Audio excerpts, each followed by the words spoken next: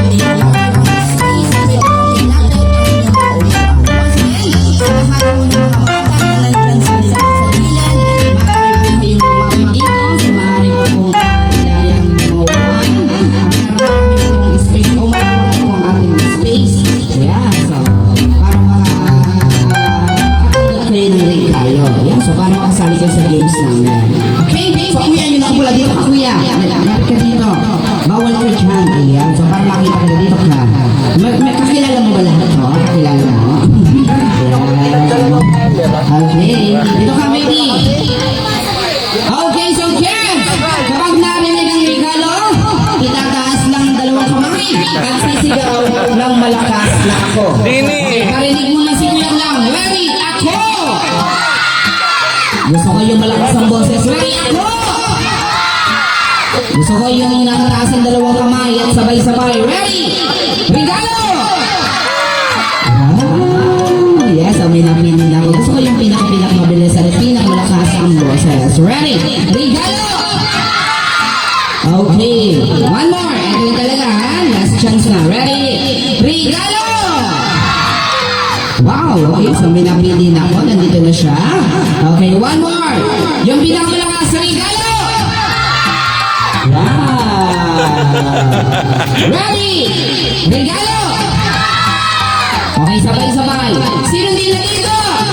Ay, buti naman lahat na dito. Alright! Okay, so may napili na ako. Nandito na sa unahan. Okay, wow, si ate. Yes. Okay, before that, what's your name? Sophia May Enzuara. Wow, how old are you? Ilang taon ka na po? Kalimutan mo. Sige, isipin mo muna. Okay, naisip mo na po? 4. Yes. Okay, so ilang taon ka na po? 4. Nag-aaral ka po ba? Anong grade? Kindo. 9. Ayan, grade 9. Grade 9. Wow. Mamaya college na to. 4 years old, grade 9 na. Okay, so may pangarap sa buhay? Wala. Wow. Okay, anong gusto mo paglaki mo? Nana. Nanay? Bakit gusto mo maging nanay? Maglalaba. Lalaba. Naglalaba. Okay, bukod sa naglalaba, ano pang ginagawa ni nanay? Maritis. Nag-maritis nga naman. Okay, so baby, ganito ha. May payo lang siya. Nakakatawa naman ang batang to. Sabi bigay ko sa iyo to. May payo lang si Kuya Clown ha. Okay, hindi masama maging nanay o maging tatay. Lahat tayo ay dadaan sa pagkananay at pagkatatay. Pero, mag-aaral muna ng mabuti. At bawasan ang magiging... muna. Hindi, joke lang. Okay, so halimbawa baby, nakatapos ka na ng pag-aaral. So, ano bang gusto mong maging trabaho pag laki mo? Doktor. Doktor naman pala. Yes.